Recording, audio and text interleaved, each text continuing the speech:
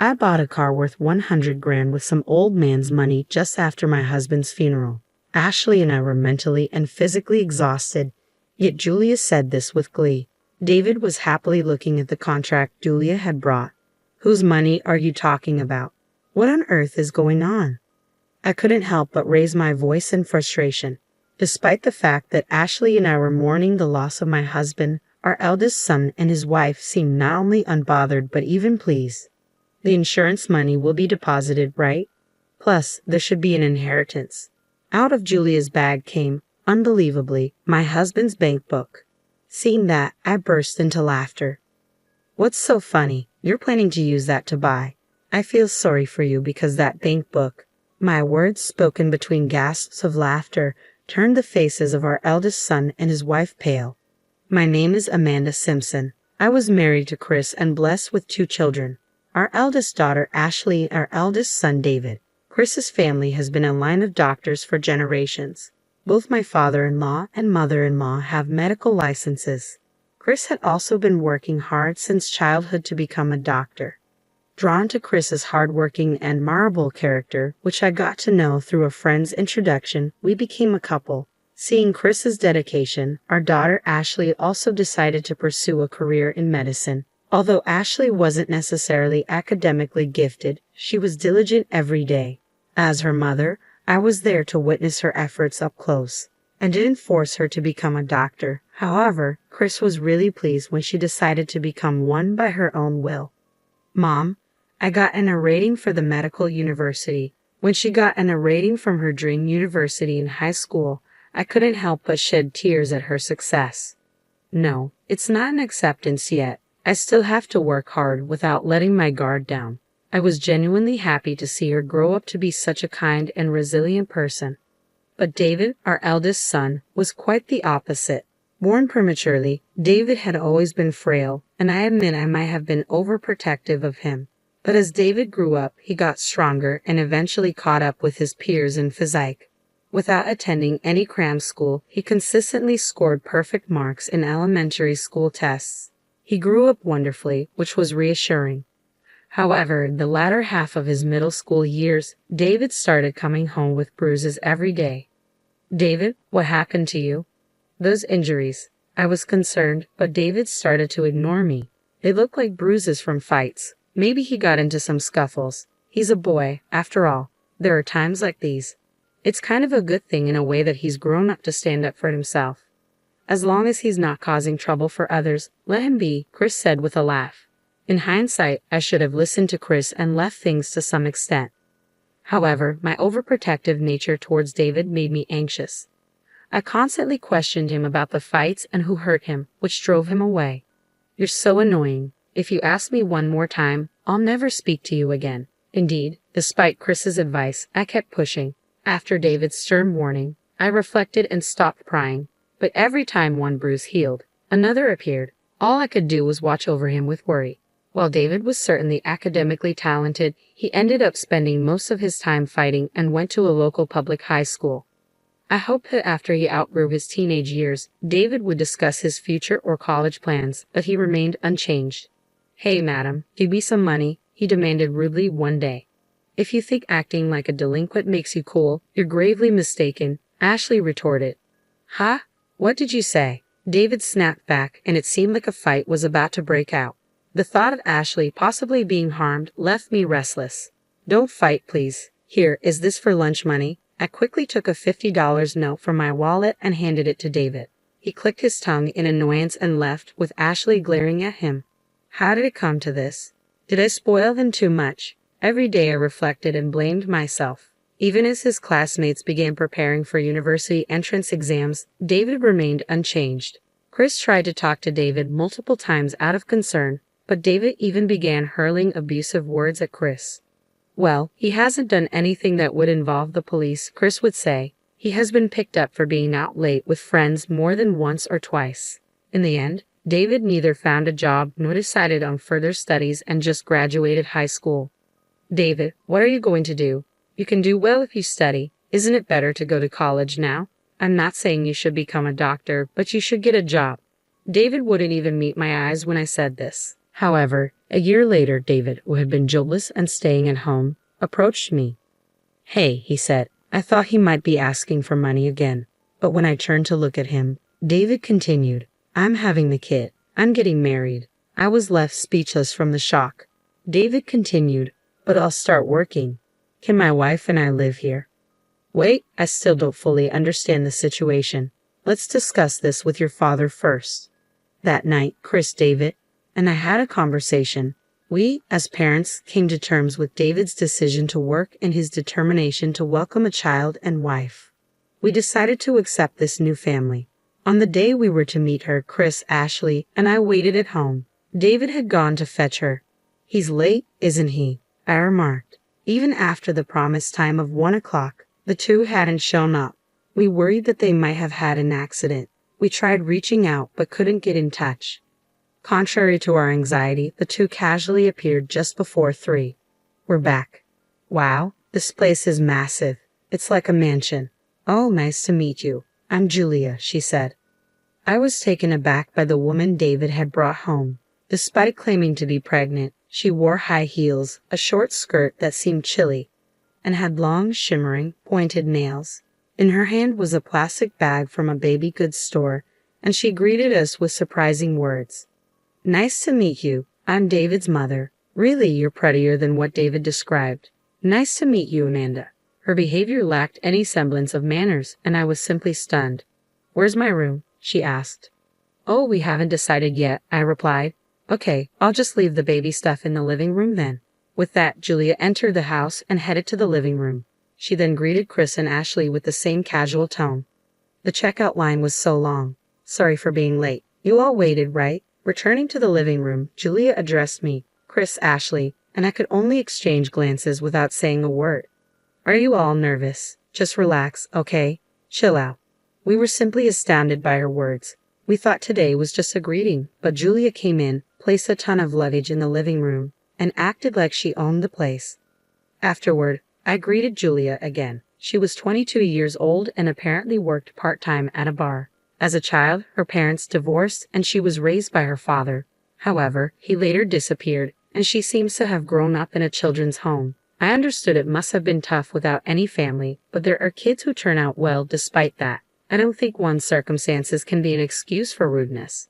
Then Ashley talked to Julia as she discussed her past. "How many weeks pregnant are you now? I noticed earlier that you're wearing high heels. Your belly doesn't seem to be showing yet, but it's dangerous." I felt relieved after Ashley kindly said that.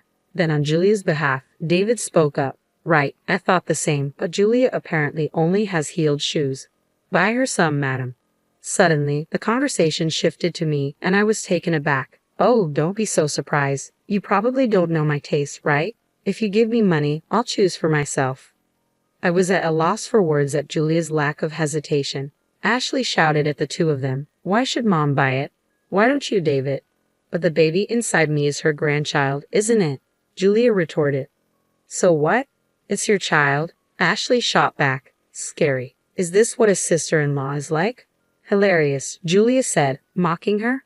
Ashley was furious at that remark, while Chris just kept silent, his mouth shut tight. What kind of attitude is this? She seems to be looking down on us even though we just met. However, we have to live together from now on. It wouldn't be wise to fight now. Over time, I believe her maternal instincts will grow and she'll change. When that time comes, she should naturally stop wearing heels and remove her nails. That's all I can hope for. Ashley, being a doctor, was particularly concerned about Julia's lack of parental awareness and said sharply, "Anyway, make sure you earn and buy your shoes before your belly gets large. Also, remove your nails. If you can't get a pulse oximeter on, they'll forcibly remove them." With that, she stormed out of the living room and locked herself in her room. Julia seemed to be mocking Ashley, but then laughed when David said, "Don't worry about her. She's just jealous because I got married before her." Then our life together began. Julia went to work but didn't help around the house. She just slept all day on her days off, using her pregnancy as an excuse. David, as he declared, started working but kept quitting after arguments and then looked for other part-time jobs. The constant job changes were quite headache-inducing, but Chris said nothing about David and Julia. It seemed he had given up on them. Then something unexpected happened. With the baby items ready and the birth of our grandchild just a month away, Chris collapsed at the hospital where he worked. Despite immediate treatment, he couldn't be saved. Even with all the challenges, I had hoped for an increase in family members. I never imagined parting with Chris before that. I was so devastated that I couldn't believe it myself, and Ashley supported me. Inspired by Ashley, I tried to act strong and managed to hold the funeral. On the morning of the funeral, I told Julia, "It's fine if you stay at home, Julia. Your belly is large and it must be hard for you." "Really? Okay, I'll stay home," she replied. In our region, it's customary not to let pregnant women attend funerals. Even without that tradition, she was about to give birth, so I said that out of concern. Julia gladly accepted my offer. It was my suggestion, and I was okay with it, but I headed to the funeral feeling a bit uneasy. David, who arrived late, seemed worried about Julia and was texting her. I did warn him once, but since the baby could come at any time, I decided to let it slide, except during the funeral. After the funeral, when I got home, I was exhausted both mentally and physically. In the living room, Ashley and I were discussing dinner in a daze. Julia came down from the second floor and handed some documents to David. "Tired, huh? Did your old man make it to heaven?" she said, laughing. David laughed as well. "Might be hell," he replied. "You guys just came back from the funeral. What are you even saying?" Ashley was furious, but I didn't have the energy to get angry anymore. "Come on, Ashley, just go with it," Julia said, pointing at the documents she had given to David. Ashley and I naturally looked at those papers. "What's that? What do you mean, go with it?" The heat of the moment left us bewildered and concerned. "I used Chris's money to buy a car worth 100 grand, Julia declared, holding up some documents. Ashley and I stared in disbelief while David looked on happily. "Whose money? What on earth are you talking about?" I raised my voice out of frustration. Chris had passed away, and while Ashley and I were grieving, the couple seemed pleased instead of saddened. "We get the insurance money, right? And there should be an inheritance," Julia said, pulling out a bank book from her bag. "Dad's bank book? Julia, did you steal it when we were out?" "That's a rude thing to say. We live together, so it's not stealing. Plus, I learned where the bank book was from David, right, David?" Julia responded defiantly. It seemed David was an accomplice. What a pitiable eldest son he was. I hadn't anticipated this at all. I looked dejectedly at the bank book in Julia's hand. Chris's name was clearly written on it, but upon a closer look, I noticed something odd. When I realized the cause of the inconsistency, I couldn't help but burst into laughter. Once I started laughing, I couldn't stop. It had been a long time since I laughed so hard. Julia frowned at my uncontrollable laughter. "What's so funny? Have you lost your mind, madam?" David hurled insults at me, but I wasn't even mad anymore. All this time, I thought David was smart, but I was wrong. I felt sorry for the foolish couple. "Let's see, you wanted to buy a car, right? Have you signed the contract? Are you going to use that money? I feel sorry for you. Did you see the balance in that bank book?" Upon hearing my words, David hastily took the bank book from Julia and opened it. "What the hell? There's only $3 in here." The couple looked at the bank book in shock. Yes, that bank book was set for closure, and the balance had already been withdrawn. "This is a joke. There's supposed to be an inheritance. Where is it? And the insurance money should be deposited too." David was furious, and Julia echoed him. "Yes, there's an inheritance and insurance money. Both of my parents-in-law passed away early, and Chris had a lot of inherited and accumulated assets. Notably, Chris wasn't just a doctor, he also owned several hospitals. His total assets amounted to $1 million. However, those were assets he had built, not things he owned. Most of his assets have been donated and are now gone. The medical fees he received from patients, he wanted to use them to help other patients." "What? Didn't you know? He made a large donation, and it was in the newspapers." Hearing this, David began to tremble. He never showed interest in family matters and didn't read the newspaper, so his ignorance wasn't surprising. Moreover, the remaining money is managed in an online bank. I can't access it until we complete the inheritance procedures. Anyway, what about the insurance money? When will it be deposited? Julia rushed, grabbing the bank book and approaching me. Ashley, standing next to me, began to laugh. "Don't you know? Insurance money is not deposited into the account of the deceased but to the beneficiary's account. It'll be transferred to my account and my mother's, Ashley explained, chuckling. Hearing this, Julia's bank book slipped from her hands. David looked dumbfounded, and Ashley and I exchanged glances, stifling our laughter. What am I going to do now? I've already signed contracts, added so many options, and they told me I can't cancel. Mom, please, just this once, lend me some money. David knelt beside the distraught Julia. It had been so long since he called me Mom that it felt unfamiliar, as if a stranger was asking for a favor. I don't know. Figure it out yourselves. I pushed him away coldly. Today, I couldn't forgive the actions of my eldest son and his wife. I'm sure Chris felt the same. Mom, you must be tired. Let's go to bed, Ashley suggested. Yes, I'm not in the mood for dinner either, I added. Ashley and I stood up, ignoring the two who were sweating in the living room, and headed to the bedroom. It seemed that during the funeral, David had been communicating with Julia about a deal.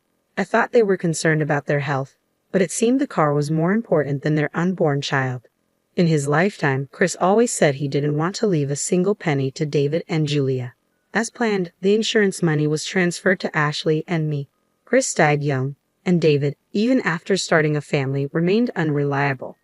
Chris had thought about what might happen after his death and even left a will. According to the will, the real estate, most of the remaining cash, and the hospital were left to me. Ashley was nominated as the successor to this hospital and bequeathed his personal investments. David was given a large piece of land in the countryside. As we opened the will and heard its contents, Julia said, "So, can't we sell the land and buy a car?" Listen to the end. I interrupted Julia and continued reading. With that land and some of the cash, take $100,000 for building the house and leave this home. What does that mean? Julia asked in confusion. We were at the probate court. The will has been validated and carries full legal force. It means exactly what it says. You get the land and money to build a house. You should be grateful, but this house should eventually belong to David, the eldest son, right? I replied, looking at Julia as if she was pleading for help. I responded with a smirk. It's what I received. I decide who to give it to. You damn old woman. Better start packing your bags when you get home, huh? Julia retorted. By the way, the land that Chris designated for David was about 30 miles away in the mountains. It was indeed vast but mostly untouched woodland. No matter how large the land is, if the construction cost is $100,000, the house built on it would probably be small. I bet David and Julia, who likely had nothing, would have made a fuss about the inheritance. Whether Chris gave them the land with that in mind, I don't know, but I believe Chris created an environment where Ashley and I can live peacefully. Besides, David and Julia shouldn't even have any right to receive anything. They should be grateful for whatever they can get. A few days later, a grandchild was born. Julia's water broke in the middle of the night, and she was immediately taken to the hospital after making a call. However, due to her dropping blood pressure and the hospital being understaffed at night, Julia had to have an emergency C-section. Ashley had repeatedly told her to remove her nail extensions, but she didn't listen. Apparently, the nurse possibly removed them. No, I just got these done 3 days ago. Don't take them off, Julia. Don't move, the amniotic fluid is gushing out.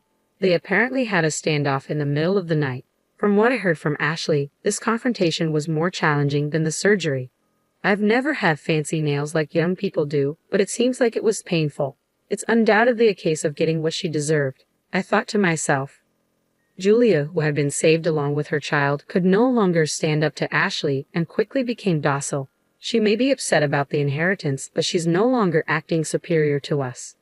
I hope she's grateful that we let her rest for the first month after childbirth, Mom, Ashley said regretfully. Can we stay here? We don't need the land or the money. No, even if you stayed here, you both only earn as much as part-time jobs and don't contribute to household expenses. I replied firmly. David's plea was met with a firm denial from both Ashley and me. Reluctantly, David went to cancel the car purchase, but he was charged a penalty fee of $10,000, which he had to pay from the $100,000 set aside for construction. Whether they were reluctant to move to the countryside or not, they considered selling the land and renting an apartment. However, the rent was too high for David and Julia's salaries, and there were no buyers for the vast woodland. They realized they had no choice but to build a house on it, as stated in the will. Desperately, they started looking for a contractor who could build a house for $90,000, but it wasn't going well. The baby is still young, so I'm letting you all stay here for now. You can leave whenever you want, okay? I told David, who fell silent at my words. A week later, they found a construction company, but all they could afford was a small prefabricated hut. I didn't expect Julia to keep it clean, so even a small house should be fine. I told the couple who were preparing to move. You'll need to decide on daycare, so until you're settled, I can take care of the baby. You both should become independent as parents first. You're taking our child, you monster, Julia exclaimed angrily, but David stopped her. With just my earnings, it's impossible to support the two of them. Let's leave our baby here until things settle. No way, I'll divorce you then, Julia threatened. Even if you do, you still won't have a home, I interjected calmly. It seemed David was finally facing reality, desperately trying to convince the furious Julia. Then don't make it come to that, I said. I didn't say I'd take her away. If you can, take her with you. When I snorted and said this, Julia bit her lip in frustration and quieted down. She must have realized that she had no choice but to temporarily part with her baby. Afterward, the couple quietly packed their things and left. I did feel sorry for the baby. However, having parents like that might not make much difference. Of course, if they changed their ways, it would be best for the baby to be raised by her own parents. But I couldn't help but think that the baby might be happier being raised by Ashley and me. David and Julia, who moved to their new land, contacted us almost every day.